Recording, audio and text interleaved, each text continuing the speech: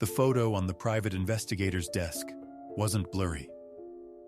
It showed my wife, Analyn, walking through a mall in Cebu City, holding hands with the man who built my house. The man she had introduced to me as her cousin, Jun. In that split second, 3 years of my life in the Philippines dissolved.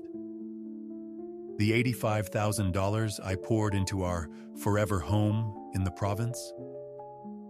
It wasn't for our retirement. It was a donation to her real family. I came to Dumaguete with a modest pension of $2,800 a month, tired of the Western rat race and looking for a simpler life. I thought I found it in a shy pharmacy worker who claimed she wanted a mature man to lead her. I ignored the 32-year age gap. I ignored the strict laws preventing foreigners from owning land. I even let her cousin act as the foreman for the construction because I trusted her completely. But the truth was sitting right there in Caesar's dossier. Jun wasn't her cousin. He was her common-law husband, and I had just built a concrete mansion for them and their 2 children. She hadn't been kidnapped when she vanished. She had simply cashed out. I'm leaving the keys on the counter of a house I paid for but can never own. If you think you're too smart to be played, listen closely. Sometimes you aren't a husband. You're just a project. Let's rewind to where the illusion began. 3 years ago, I touched down in Dumaguete with 2 suitcases and a desire to vanish. I was 62 years old, divorced, and completely burnt out from the Western rat race. I had a pension of $2,800 a month. In Chicago, that money meant a studio apartment and counting coupons. In the Philippines, it meant I could live like a king. But I wasn't looking for the party lifestyle. I wasn't one of those guys haunting the girly bars on Rizal Boulevard every night. I wanted peace. I wanted a simpler life. That is exactly why my defenses were down when I met Analyn. I didn't meet her in a club or on a dating site. I met her at a pharmacy. I was buying maintenance meds for my blood pressure. She was the cashier. She was 29, wearing a modest uniform, no makeup, and she spoke in a whisper. When she handed me my change, her fingers brushed mine, and she actually blushed. It seemed so genuine, so different from the aggressive women I'd been warned about. I came back the next day to buy toothpaste just to see if she was there. We started talking. She told me she was a devout Catholic, that she sang in the choir, and that she supported her parents in the province. I looked at this woman and I didn't see a predator. I saw innocence. We started dating, if you could call it that. It was mostly chaperoned lunches and walks in the park. I brought up the age gap early on. 32 years is a lifetime. I asked her why she would want someone who could be her father. I am tired of boys, Simon. Filipino men my age just want to drink and play games. I want a mature man. I want a man who can lead me. A man who can head a family with wisdom. Lead. That word was the hook. I interpreted lead through my own cultural lens. I thought she wanted traditional values, a protector, a mentor. I didn't realize that in her context, lead was just a polite synonym for finance. I felt 10 feet tall. I felt needed. Within 6 months, we were standing in front of a judge. I was the happiest I had been in 20 years. Naturally, the conversation turned to where we would live. Analyn owned a plot of land in her home province, a quiet spot near the mountains. She painted a picture of a forever home, a place where we could grow old together, away from the noise of the city. I had $85,000 in savings, my entire nest egg. I knew the law. I knew that foreigners are constitutionally banned from owning land in the Philippines. I knew that if I built a house on that land, the title would have to be in her name alone. But I rationalized the risk. I told myself, We are married. What is hers is mine. I told myself that the marriage certificate was my insurance policy. So, I opened the floodgates. We broke ground in February. It was going to be a large concrete bungalow with a terrace and a perimeter wall. To save money on labor, Analyn suggested we hire her family. My cousin June is a foreman. He's very good. He can manage the workers and drive the truck for materials. It sounded like a smart move. Keep the money in the family, right? June was a quiet guy, roughly her age, maybe a bit older, very respectful. He called me Sir Simon every time he spoke to me. He drove me to the hardware stores to buy cement and steel bars. He haggled with the suppliers to get me the local price. I remember sitting on the porch of the rental house, drinking a beer, watching June unload hollow blocks in the tropical heat. I felt a swell of pride. I was providing jobs. I was building a legacy. I trusted Analyn completely as she managed the payroll. I trusted June completely as he managed the construction. I poured concrete and cash into that soil, never once suspecting that the two people helping me build my dream were actually digging my grave.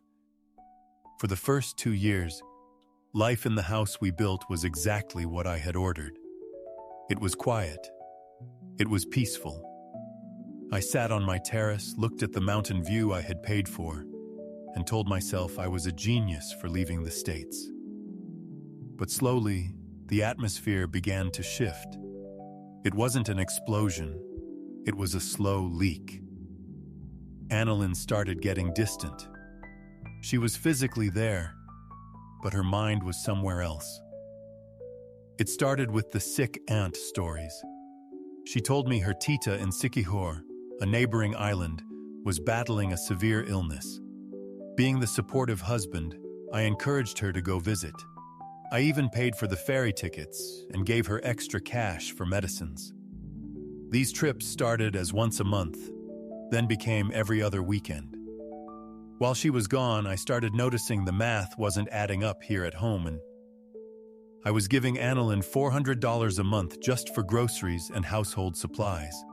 In the province, where fresh fish costs $2 a kilo, $400 should have had us eating like royalty. Yet, by the third week of the month, the fridge would be empty. When I asked about it, she blamed inflation. She blamed the foreigner price at the market. Then there were the land title fees. Even though the house was finished, the paperwork for the land title transfer seemed endless. Every few weeks, she needed another $150 for a stamps tax or $200 for a lawyer's signature. Finally, I pushed back. I asked to see the receipts. I asked why the title transfer was taking 2 years. That was the first time I saw the mask slip. She didn't explain. She didn't show me a ledger. She burst into tears. Why do you not trust me, Simon? You are acting just like him. My ex-boyfriend checked every peso I spent. He was controlling. I thought you were different. The accusation hit me hard. The last thing I wanted to be was the stereotypical controlling Westerner. Guilt is a powerful silencer. I apologized. I hugged her.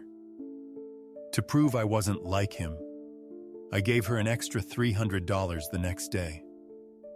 I bought peace, but I didn't realize I was funding my own exit. The climax didn't happen with a scream. It happened in total silence. I woke up on a Tuesday morning. Usually Analyn would be in the kitchen making rice and eggs. The house was dead quiet. I walked into the kitchen. No food. No Analyn. Just a piece of notebook paper on the granite counter I paid for. It was short. It said, "I need space to think. I am going to my village. Do not follow." I ran to the bedroom and threw open the closet doors. Her nice clothes were gone. The jewelry I bought her was gone. The safe where we kept the emergency cash was empty. I called her phone immediately. It went straight to voicemail. Panic set in. My mind didn't go to scam. My mind went to danger.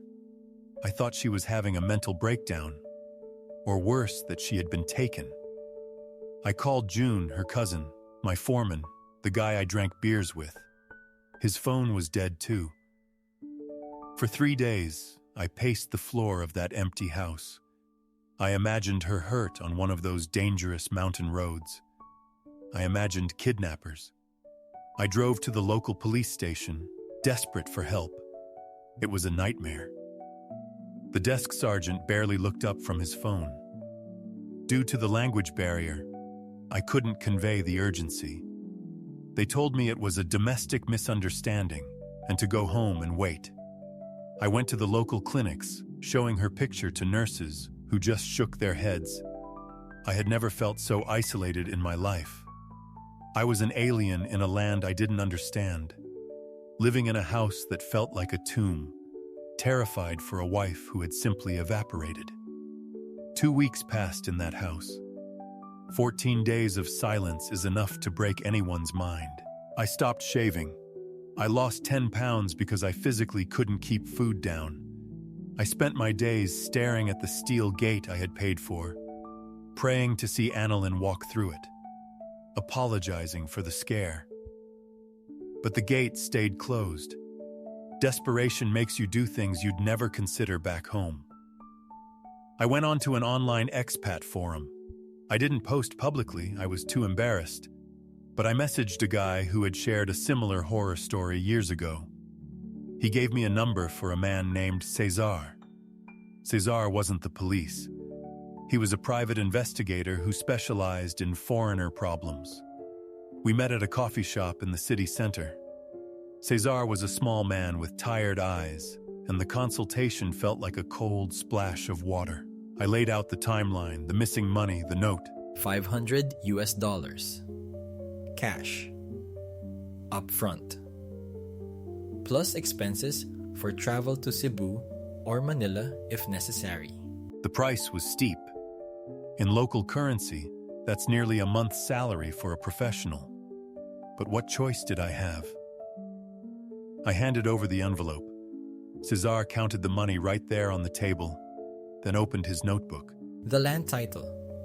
Who holds it? My wife, but we are married, so it's conjugal property. And the builder?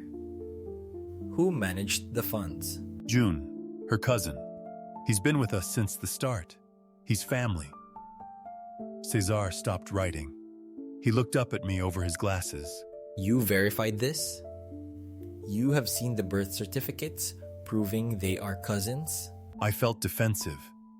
I told him he didn't understand the culture here, that families are close-knit. But Cesar didn't argue. He just wrote something down and closed the notebook. That skeptical look he gave me planted the first real seed of doubt in my gut. I went back to the empty house and waited. The investigation took another agonizing week. I was pacing the living room floor when my phone finally pinged. It was an email from Cesar. Subject line, subject located. My hands were shaking so bad, I almost dropped the phone. I expected to see a police report, or a photo of her in a hospital bed, or maybe a photo of a remote village hut. I opened the attachment. The first photo wasn't a village. It was a background I recognized immediately. It was the Ayala Mall in Cebu City, a high-end shopping district. There was Analyn.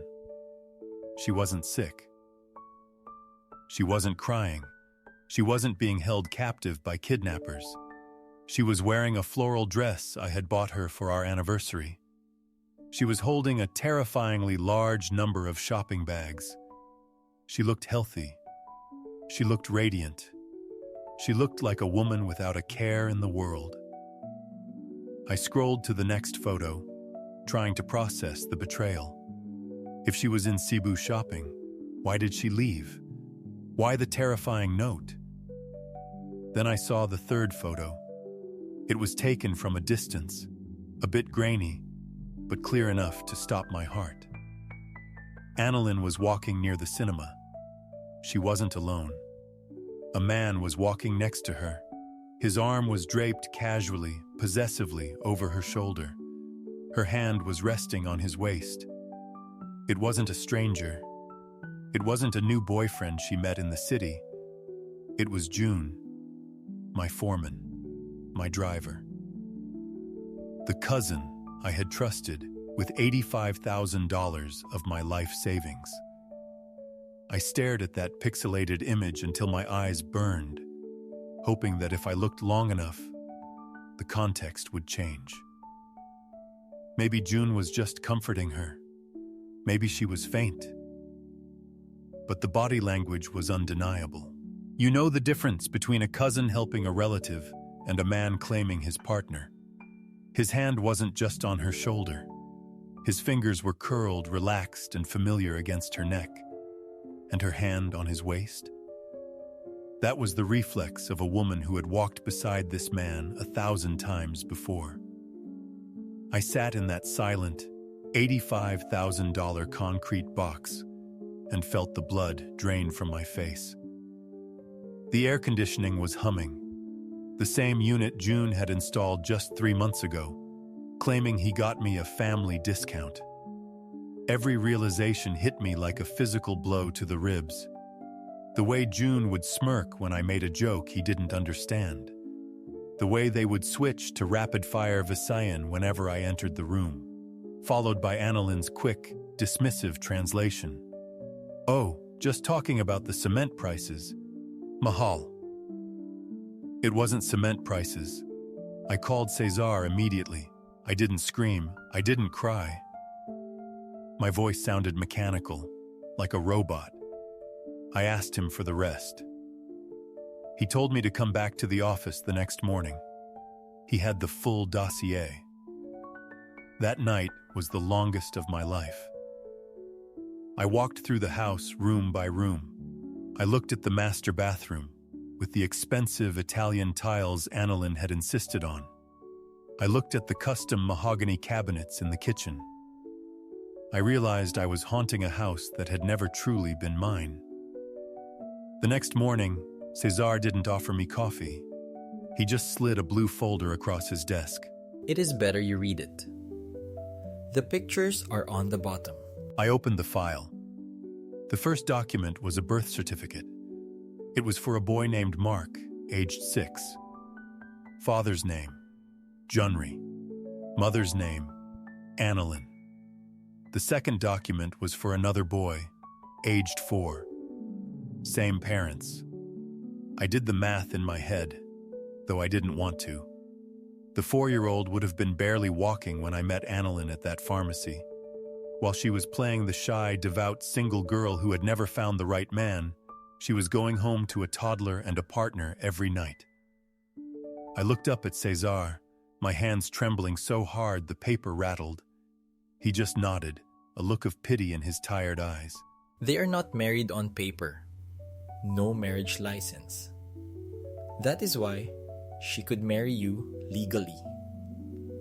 But they have been living together as common law husband and wife for 7 years in her village. 7 years. The sick aunt she visited every month. The one I sent money to for medicine. There was no aunt. She was going home to her real family. She was going home to be a mother to her children and a wife to June.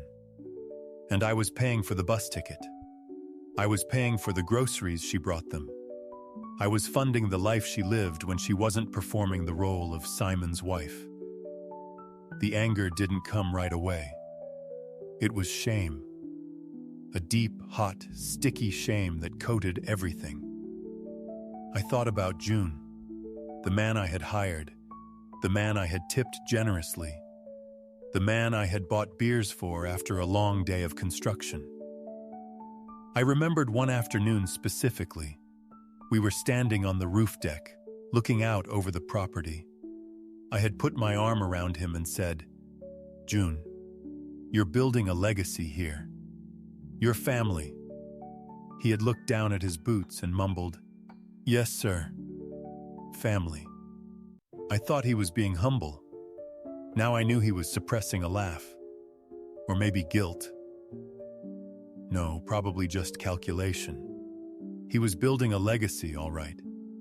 Just not for me. Every bag of cement, every steel bar, every hour of labor I paid for was going toward their future home. They were literally having the mark build the house for them.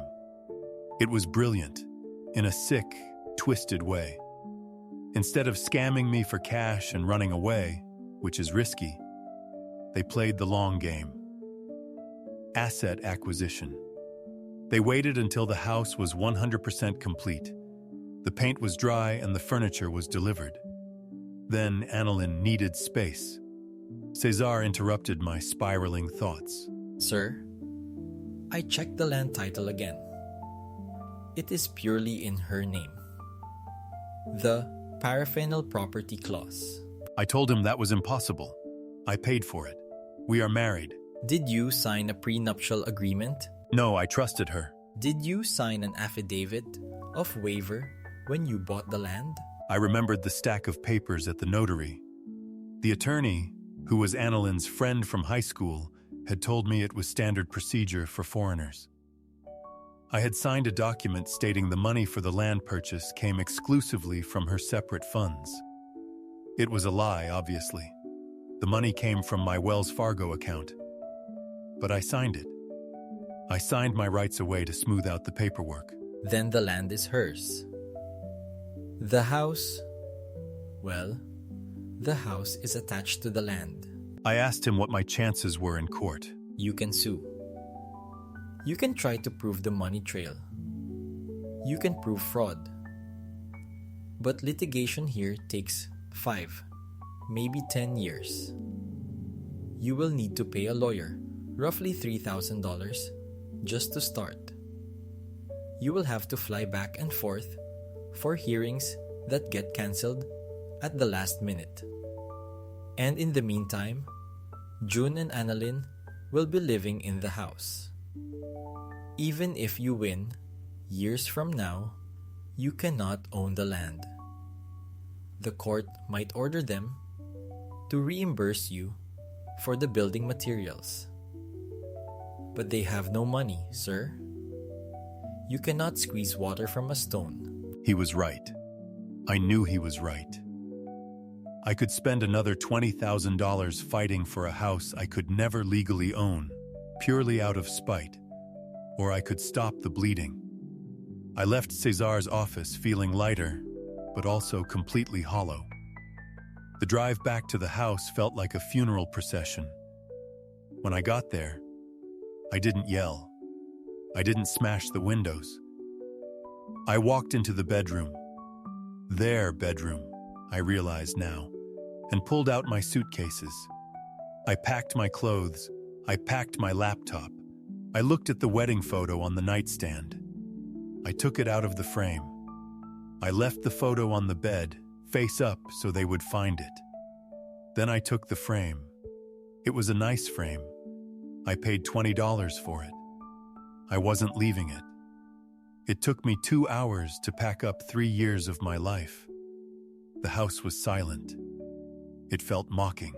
The ceiling fan clicked rhythmically, a sound I used to find soothing, now sounding like a clock ticking down the seconds of my stupidity. I wrote a note, not a long one.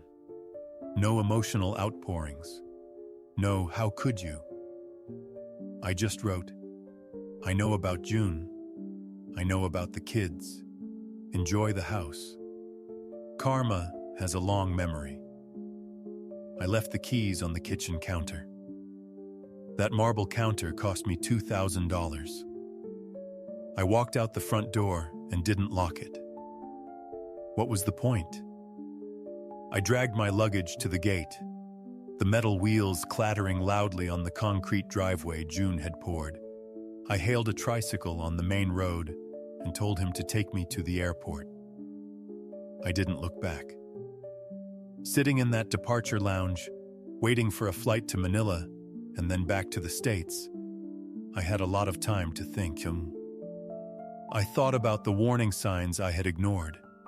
The way she rushed the marriage. The way she isolated me from other expats. The cousin who was always around. I realized that my arrogance was their greatest weapon. I thought I was the smart Westerner coming to live like a king. I thought I was the savior, the provider, the head of the household. But to them, I was never a husband. I wasn't even a person. I was a financing round. I was an investment strategy. Analyn was the front-end interface, and June was the operations manager. Together, they executed a perfect business plan.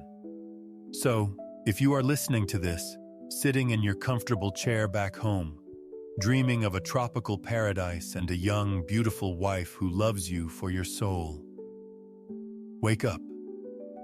I am not saying love doesn't exist abroad. I am not saying every Filipina is out to get you. That would be unfair. But you must understand the reality of the economic disparity. When you step off that plane, you are a walking ATM. Here is the lesson that cost me $85,000 and 3 years of my life. Verify every family relation independently. If she introduces a cousin, ask to see the family photos from 10 years ago. Look at the birth certificates. Never, under any circumstances, build a structure on land you do not control. I don't care if you are married. I don't care if you have a lease. If your name isn't on the title, you are just a tenant waiting to be evicted. And finally, look in the mirror. If you are 60 and she is 25 and she claims you are the only man she has ever wanted, ask yourself the hard question. Are you a partner or are you a project? Don't make the mistake of finding out the answer after the house is built. I'm Simon. I'm broke, I'm single, and I'm back in a studio apartment in Ohio. But I'm free. And that's worth more than any house in the province. The characters, incidents, and dialogue in this video are dramatized for narrative and entertainment effect. While some events may be inspired by real-life themes, this story is a work of fiction.